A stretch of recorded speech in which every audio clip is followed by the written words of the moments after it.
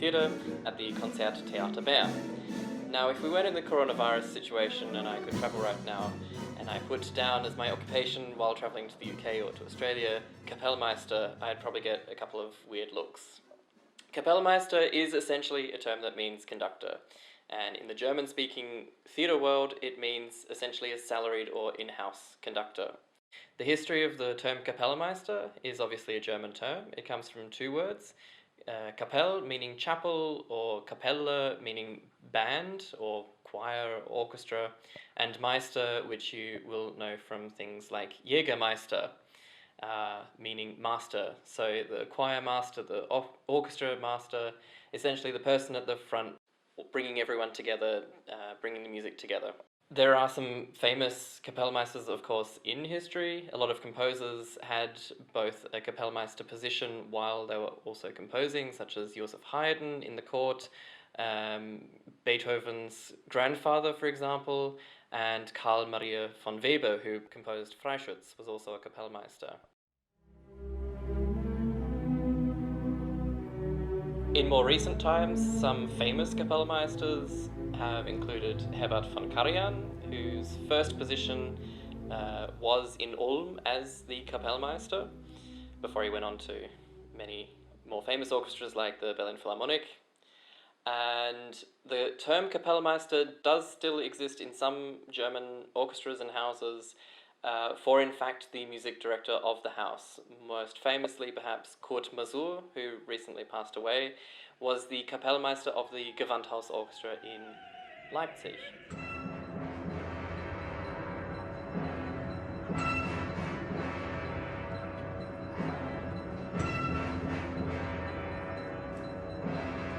When we are preparing a new production, we will usually have scenic rehearsals in both the morning and the evening.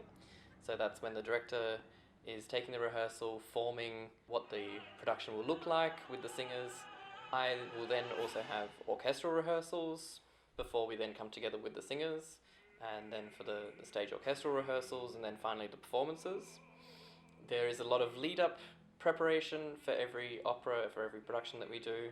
So that's working very closely with the head of music, the Studienleiter, making sure that all the singers have their parts learned, their roles learned, and of course looking at the productions that are coming up in either a month's time or 2 months' time or even a season in advance. Then there is also an administrative role that I play.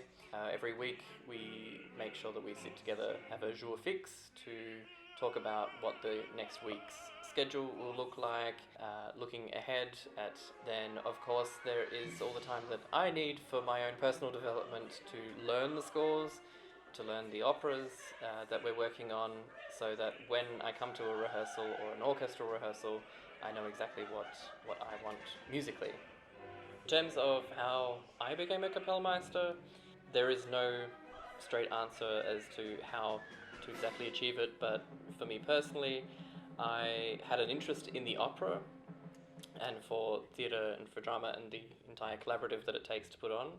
And so I started, as many conductors in the opera have, as a solo repetitor, that is, the pianist that plays for the rehearsals. As its name suggests, it's a lot of repetition, because when you're starting out creatively putting a production together, you repeat the same scenes over and over. The benefit of this, of course, as an emerging conductor, is that you learn the score and you learn the opera and you learn the different parts extremely well. The bigger houses, as a pianist, it also means that you learn a lot of repertoire very quickly.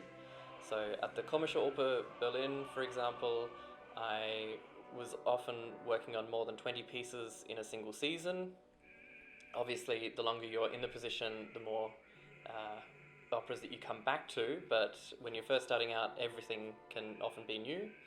From that position at the Komische, I did also some guesting, freelancing, and finally landed a position as a Kapellmeister in the Nationaltheater Mannheim. I was also the assistant to the general music director there, so it gave me a couple of my own pieces, as well as what we call Nachdirigate, meaning you conduct a piece after someone else. You don't do necessarily all the musical preparation. You then take over often with no rehearsal with the orchestra. You simply jump in, but you've worked on the production. You know how the piece has been studied. And from that, of course, my next and most current position is with the Concerttheaterbahn as the first Kapellmeister. There are 2 other Kapellmeisters in the house, but there is currently no general music director. And so for my current contract of 2 years, I also take on the responsibilities of musical director of the opera. For anyone wanting to pursue conducting as a career, particularly in the opera, I would suggest definitely learning how to play the piano. And if you can play piano at a reasonable enough standard that you can also become a repetitor, that is the fastest and most efficient way of learning the repertoire. Also, learning how to work with singers is really important. It's not just about standing up there and waving. There should be very little ego as an opera conductor, because you aren't seen, but you are the pivotal point between the stage and the orchestra. The second tip is to get into the scene in any way possible. If there's a community theatre club that you can play for, that you can sing in the chorus for, or even get the chance to stand up and be the conductor for something like that, experience and actually doing it is the best and most efficient way of learning how to be a conductor. You'll make mistakes, of course, but all experience is good experience. It's like publicity. The third tip that I would have is to get some sort of experience singing, whether you take some singing lessons or sing in a choir. Having an empathy for the singers that are on stage lead you in good favour. You'll understand the drama that goes into an opera, because it really is such a collaborative effort.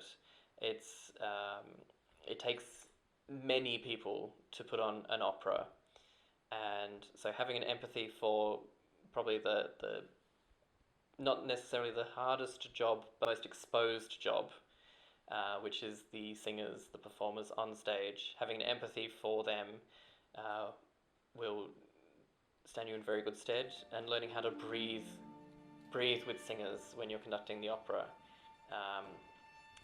is not necessarily a tangible thing, but singers do notice it. I hope you have enjoyed this video. Thank you very much for watching, and if you have any questions, feel free to leave a comment below.